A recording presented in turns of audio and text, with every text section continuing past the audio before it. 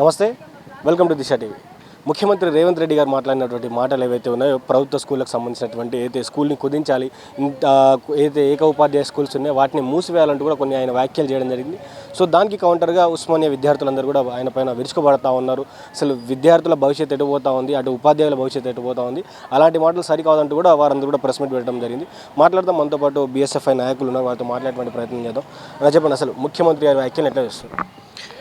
వాళ్ళు విద్యని వ్యాపారం చేయాలని కంకణం కట్టుకున్నారు అని క్లియర్గా మనకు అర్థమవుతుంది.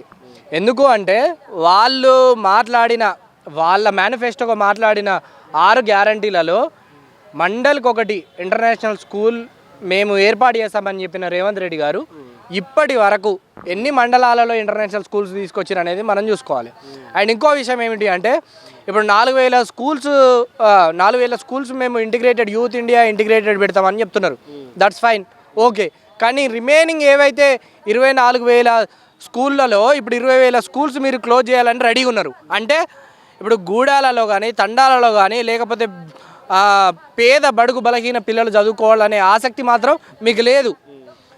ఇది ఇండైరెక్ట్గా ఏంటి అంటే ఇప్పుడు టీచర్స్ రిక్రూట్మెంట్ తగ్గించడమే, యాజ్ వెల్ యాజ్ పేద విద్యార్థులకు సంబంధించి వాళ్ళ విద్యను నాశనం చేయడానికే ఈ పనికి మీరు పూనుకున్నారని క్లియర్ కట్గా మనకు తెలంగాణ మొత్తం కనిపిస్తూ ఉన్నది. అంటే ఒకసారి మనం చూసుకున్నట్లయితే వాస్తవానికి ముఖ్యమంత్రి రేవంత్ రెడ్డి గారు ఇక్కడ స్కూళ్ళ గురించి మాట్లాడి, సో స్కూళ్ళను కుదించాలంటే ఆయన చెప్పిన తర్వాత ఇటు ప్రైవేట్ స్కూల్కి వెళ్ళి ఆయన ఓపెనింగ్ చేయడం, ప్రైవేట్ హాస్పిటల్స్ ఓపెనింగ్ చేయడం, ప్రైవేట్ వ్యవస్థను ఇట్లా ఆయన వెళ్ళి ఓపెనింగ్ చేయడానికి ఎట్లా చూస్తారు?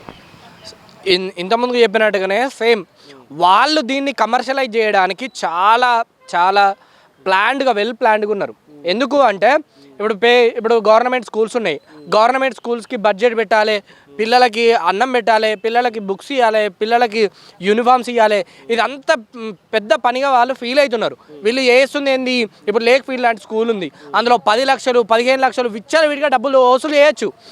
ఈ పిల్లలకు పెట్టుకోవడానికి మీ దగ్గర డబ్బులు ఉన్నాయి, కానీ పేద బడుగు బలహీన వర్గాలకు సంబంధించిన పిల్లలకు సంబంధించి మాత్రం అసలు మాకు ప్రభుత్వం వల్లే దిక్కు.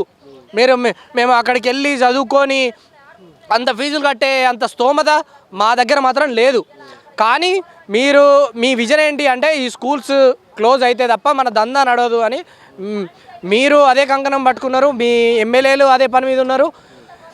అంటే ఒకసారి మీరు చూసుకున్నట్లయితే కాంగ్రెస్ ప్రభుత్వం రాకముందు 2009 అయితే విద్యా హక్కు చట్టం ఉందో దాన్ని అమలు చేయాలంటూ కూడా వారు పదే మాట్లాడడం జరిగింది. బట్టి విక్రమార్క గారు మాట్లాడడం జరిగింది. సో ఈరోజు వారి ప్రభుత్వం వచ్చిన తర్వాత కూడా విద్యా హక్కు చట్టాన్ని అమలు చేయలేకపోతా ఉన్నారు, ఎందుకంటారు?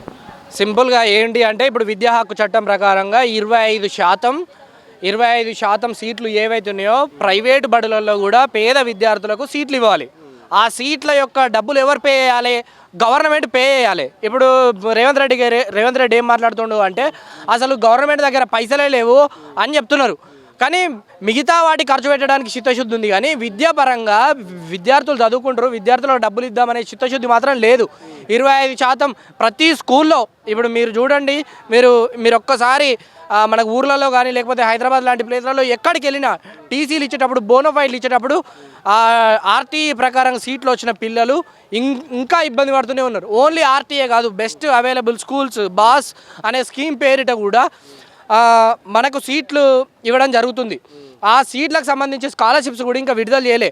వాళ్ళ పిల్లలు ఎప్పుడైతే ట్రాన్స్ఫర్ అయ్యి వేరే స్కూల్కి కానీ కాలేజెస్ కానీ వెళ్ళాలి అనుకున్నప్పుడు మీరు పే చేయకుంటే మీకు టీసీలు ఇవ్వం, మీకు బోనఫైడ్లు ఇవ్వము అని కార్పొరేట్ కాలేజీలు స్కూల్స్ పిల్లల తల్లిదండ్రుల పిల్లల్ని స్టిల్ వేధిస్తున్నాయి. అయితే వాస్తవానికి మరి ముఖ్యమంత్రి రేవంత్ రెడ్డి గారు చెప్తా ఉన్నారు కదా, ఏదైతే స్కూళ్ళకు సంబంధించిన ఫీజు రియంబర్స్మెంట్ కావచ్చు, పిల్లల ఫీజు కావచ్చు, డైరెక్ట్ నేరుగా మీ ఖాతాలో వేస్తామంటూ కూడా ఆయన చెప్తున్నటువంటి మాట. సో ఇప్పుడైతే టీచర్లు కావచ్చు, అక్కడ ఉన్నటువంటి కాలేజీలో మీరు కట్టుకోండి, ఆ స్టూడెంట్స్ ఎవరైతే ఉన్నారో మీరు కాలేజీ కట్టుకొని మీ అకౌంట్లో నేరుగా వేస్తామని చెప్తా ఉన్నారు కదా. ఇప్పుడు మా అకౌంట్లోకి వేయడం ఎందుకు సార్? రేవంత్ రెడ్డి గారు డబ్బులు అనేది మా అకౌంట్లోకి ఎందుకు? ఇప్పుడు కాలేజ్ ఒక అకౌంట్ ఉంటుంది, కాలేజ్కి ఒక అకౌంట్ ఉంటుంది, ఆ కాలేజ్ అకౌంట్లో వేస్తే ఎట్లాగో కాలేజ్కి మా డబ్బులు మాకు పడతాయి కదా అని ఇప్పుడు కాలేజ్ వాళ్ళు దానికి సంబంధించిన పనులు వాళ్ళు చేసుకుంటారు. ఇప్పుడు మీరు మా ఖాతాలలో వేస్తారు, మీరు మా ఖాతాలలో వేసేది ఇన్ టైంకి వేస్తున్నారా? ఇన్ టైంకి వేయట్లేదు. కాలేజ్ వాళ్ళు ఏం చెప్తున్నారు, మీ ఖాతాలలోనే డబ్బులు పడితే మీరు ఖచ్చితంగా డబ్బులు కట్టి మాత్రమే ఇక్కడ నుంచి కదలాలని చెప్తున్నారు. దీనివల్ల నష్టపోయేది ఎవరు? విద్యార్థులు, హయ్యర్ ఎడ్యుకేషన్కి వెళ్ళే విద్యార్థులు. అట్లే ఎక్కడైనా ఉద్యోగం వస్తే ఆ ఉద్యోగానికి సంబంధించి అక్కడ సర్టిఫికేట్స్ సబ్మిట్ చేయడం ఉంటుంది. ఆ సర్టిఫికేట్స్ ఇవ్వలేని పరిస్థితి ఉంది. సర్టిఫికేట్ దాకా ఎందుకు ఇప్పుడు ఇక్కడనే చెప్తున్నారు కదా, యూనివర్సిటీ లెవెల్లో కానీ లేకపోతే చాలా ప్రైవేట్ కాలేజీలలో మీ రిజల్ట్ కూడా చూపించమనే పరిస్థితికి విద్య అనేది దిగజారింది. అంటే ఫీజు కట్టకపోతే టీసీలు ఇవ్వట్లేరు, బోనఫైడ్లు ఇవ్వట్లేరు, కనీసం నాట్ ఈవెన్ వాళ్ళు రిజల్ట్స్ కూడా చూపించట్లేదు. మీరు రిజల్ట్స్, మీ మెస్ ఫీ క్లోజ్ అయిందా, మీ ట్యూషన్ ఫీ క్లియర్ అయిందా, ఇదన్నీ అయిపోయిన తర్వాత క్రాస్ చెక్ చేసుకొని నువ్వు ఫస్ట్ ప్రిన్సిపల్ని కలుపో, లేదంటే ఏఆర్ని కలుపో, లేకపోతే హెచ్ఓడిని కలుపో, మీ ఉన్నాయా, మీ అన్ని సబ్మిట్ చేయండి అని అన్నీ క్లియర్గా అయిపోయిన తర్వాతనే వాన్ని మానసికంగా వేధించిన తర్వాత మాత్రమే వాళ్ళు టీసీలు ఇవ్వడానికి, బోనఫైడ్లు ఇవ్వడానికి, సర్టిఫికేట్లు ఇవ్వడానికి రెడీ అయ్యారు. సో మీరు ఏం చెప్పదలుచుకున్నారు ఈ విద్యకు సంబంధించినటువంటి అంశంలో ముఖ్యమంత్రి రేవంత్ రెడ్డి గారికి ఏం చెప్పదలుచుకున్నారు? విద్యాపరంగా ముఖ్యమంత్రి గారు కేసీఆర్ ఏ విధంగా అయితే ఫెయిల్ అయ్యి ఇంట్లో కూర్చున్నాడో, మీరు కూడా విద్యాపరంగా విద్యని డెవలప్ చేయడంలో రేవంత్ రెడ్డి గారు కూడా వెనుకబడే ఉన్నారు. మళ్ళీ గుర్తు చేస్తున్నాం, ఉద్యమాల గడ్డ నుంచి మీకు సవాల్ విసురుతున్నాం.